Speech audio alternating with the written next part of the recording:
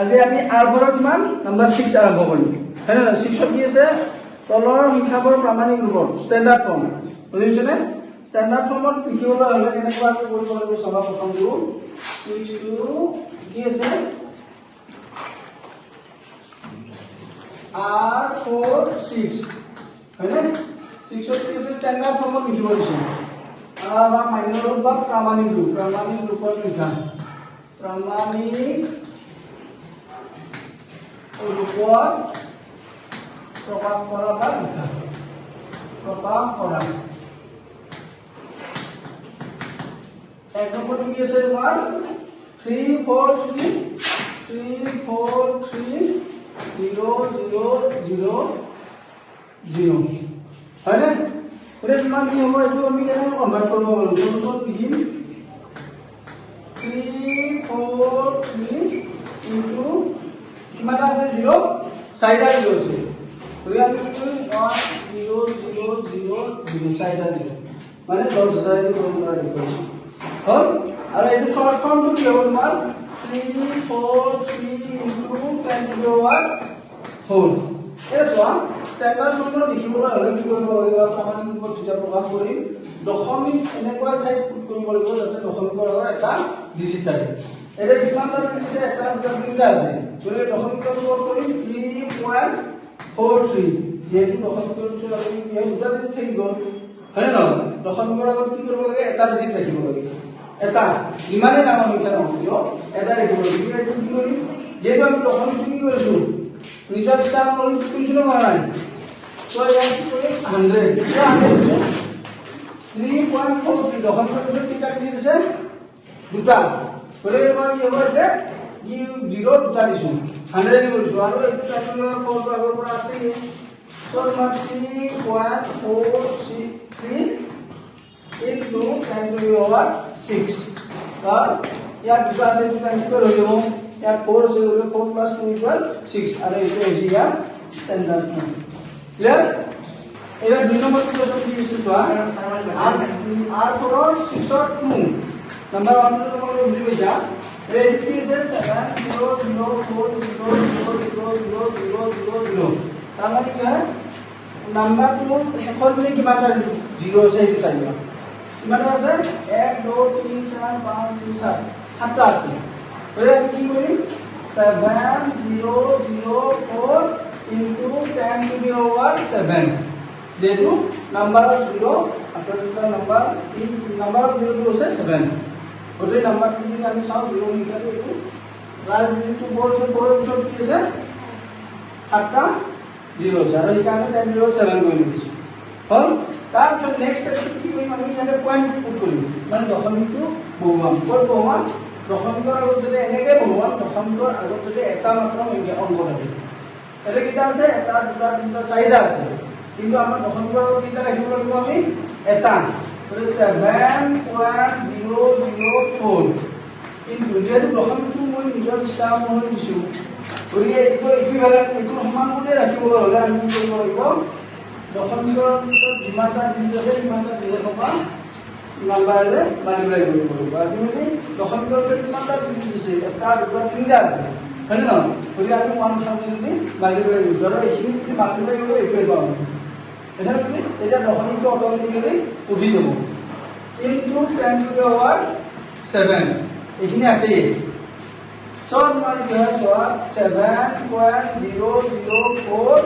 into 10 cube into 10 to the power 7 और 7.004 into 10 to the power 3 plus 7 equal 10 এইটো হ'ব ইয়াৰ প্ৰামাণিক ৰূপ বুজি পাইছে নে এইখিনি নেক্সট কোৱেশ্চনটো আছে তোমাৰ কি হয় এবাৰ বেলেগ কে দিছে এবাৰ আছে কি ডেসিমেল আছে দশমিকৰ আগৰ পৰা আছে মানে এইটো আমি কি কৰিব লাগিব যেহেতু দশমিকৰ পিছত আগেৰ আহে 0 আছে তাৰ পিছতে দুটা ডিজিট আছে হয় না সো আমি কি করি তো প্রথমে আমি কি করি এইটো ফ্র্যাকশনাল কনভার্ট করি ফ্র্যাকশনাল কনভার্ট কৰিলে কি কৰিব লাগিব 15 এই 0 এটা যেতিয়া দশমিক উঠি যাব এটা 0 মিনিংলেস নাম্বাৰৰ লগত 0 মিনিংলেস সো কিমানটা আছে 2 4 6 8 মানে টোটাল ডিজিট কিমানটা আছে আফটার ডেসিমাল পয়েন্ট 8 ডিজিট আছে সো 10 টু দি পাওয়ার এই যেহেতু দশমিক অংশ কেইটা ডিজিট আছে 8টা গতিকে আমি কি কৰিম এটা ফ্ৰেকশন কৰিম 15/10⁸ কৰিম এটা চোৱা এই জিৰ' কথা আমি আগত লিখিব পাৰো কিন্তু মিনিংলেছ বুজিছনে সো আমি লিখিছো তাৰ পিছত কি কৰিম আমি এই 15 × 10⁻8 এইটো লিখিব পাৰো নে নোৱাৰো কাৰণ কিয় a⁻n equal 1/a⁻n এই ফৰ্মুলাটো আমি অলৰেডি পাই আহিছো হয় না বা তোমাৰ কি হয় আলটিমেটলি তোৰে এইটো কি কৰিম আমি এইটো তোমাৰ চোৱা 1/10⁸ এনেকুৱা পেটাৰ্ণত আহিব যেতিয়া আমি কনভাৰ্ট কৰিম কনভাৰ্টেশন যখন কনভাৰ্ট কৰিম তেতিয়া এইটো সো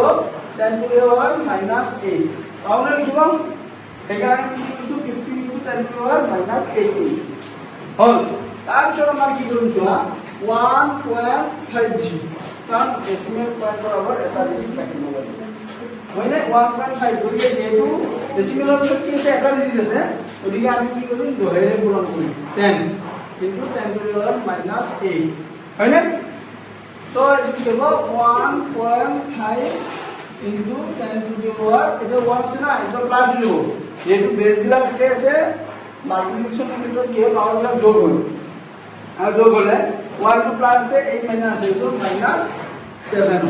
এইটো হ'ব ইয়াৰ প্ৰামাণিক ৰূপ বুজিলা কৈছা মনত চোৱা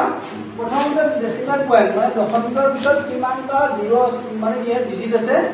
এই প্ৰত্যেকটো কিন্তু এটা এটা ডিজিট হ্যাঁ এটা দুটা তিনটা চাৰিটা পাঁচটা ছটা সাতটা আঠটা আছে নে নাই এতিয়া এইটো যদি আমি ভগ্নাংশ কৰো তেতিয়া আমি কি কৰিম এনেকৈ আসলে লিখিব লাগে 0 0 0 0 1 4 3 6 বাই 1 2 3 4 5 6 7 8 হয়নে যেহেতু দশমিকৰ পিছত 8টা আছে আমি 8টা লিখিছো না লিখা নাই হয়নে নহয় কিন্তু এই জিৰ' কেইটা যে লিখিছো আমি বুজি পোৱাৰ কাৰণে লিখি দিছো এইকেইটা মিনিংলেছ এই লিখিলেও কথা নাই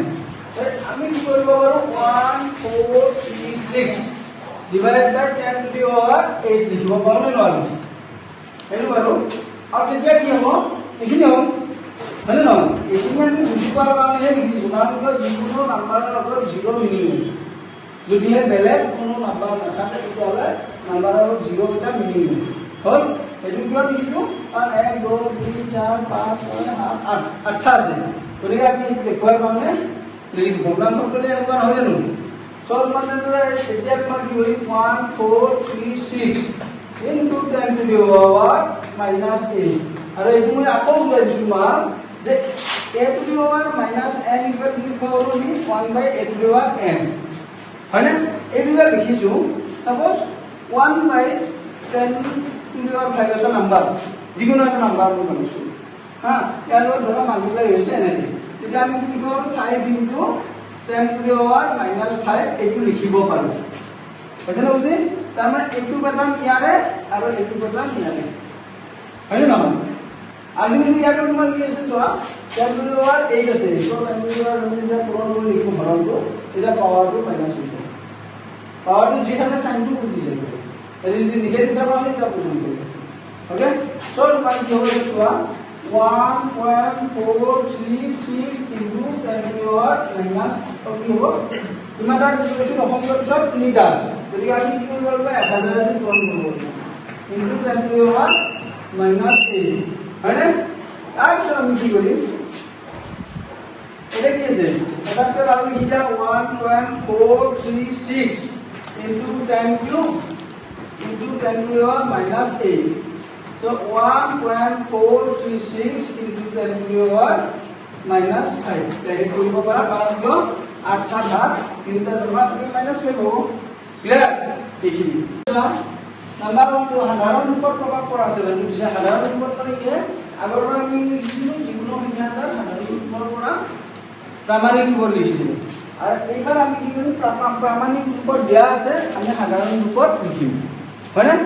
কেনে চাবা প্ৰথম স্টেপটো কি হ'ব সলিউশন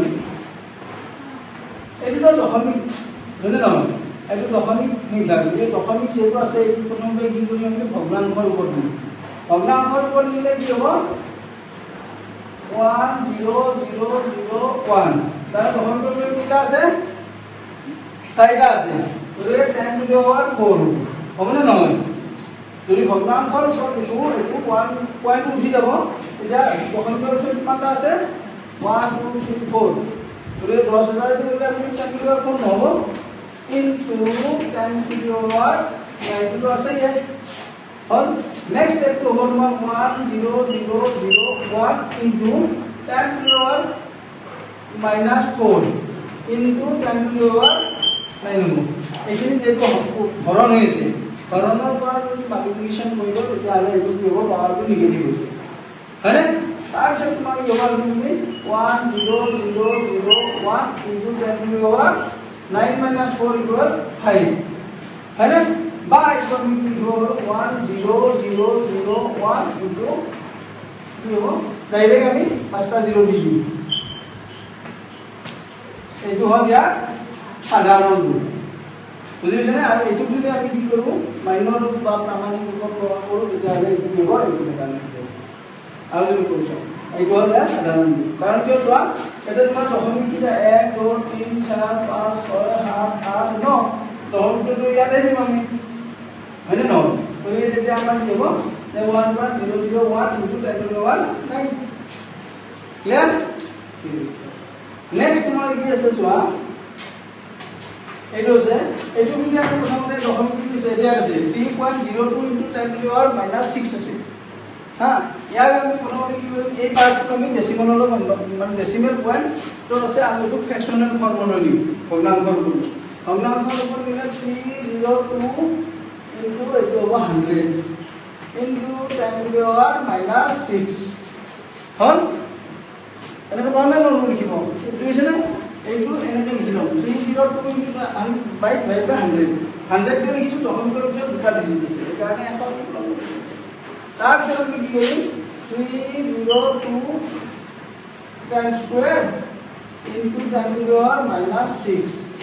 পালে লিখিব এনেকৈ 100 টো আমি 10 square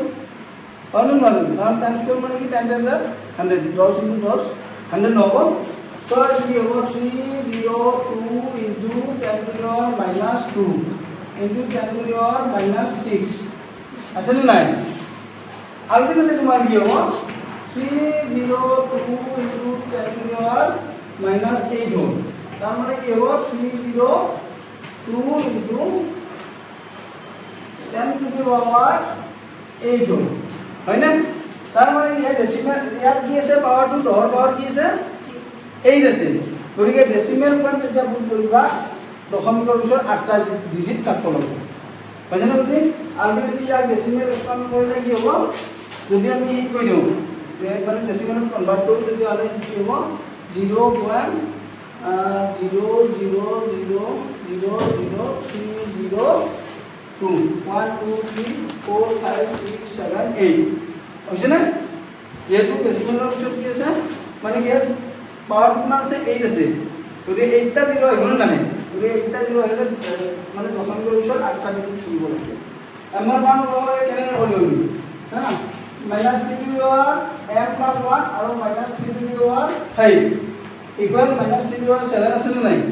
আছে ইয়াৰ চোৱা এটা বস্তু মানি লোৱা বেস কিটা গুটিটাতে আছে নে নাই এটা ফৰ্মুলা হৈছিল নহয় এক্সপোনেন্টৰ আমি কিছু a to the power m into a to the power m equal a to the power m plus n এই ফৰ্মুলাটো তোমালোকে নিশ্চয় পাইছা আগতে সব মই কি হ'ব আমিও এই বেস 3 আছে -3 গুটিটাতে -3 আছে যেহেতু বেস এতে আছে আৰু মাল্টিপ্লিকেশন হৈ গৈছে আমি কি কৰিম -3 whole to the power m plus 1 plus 5 equal -3 whole to the power 7 power লিখিব লাগে যেহেতু বেস বিলাক এতে আছে গতিকে আমি পাৱাৰ বিলাক এড কৰিম তাৰপিছত স্টেপটো কি হ'ব এইটো ইমপ্লাই চাইন কৰে -3 whole m plus 6 equal -3 whole to the power 7 whole to 7 so base যেহেতু এটা আছে base to cancel কৰি দিম both side পৰা so m plus 6 equal 7 or m equal 7 minus 6 that's equal 1 very important example okay মানে পৰীক্ষা প্ৰায়ে আহে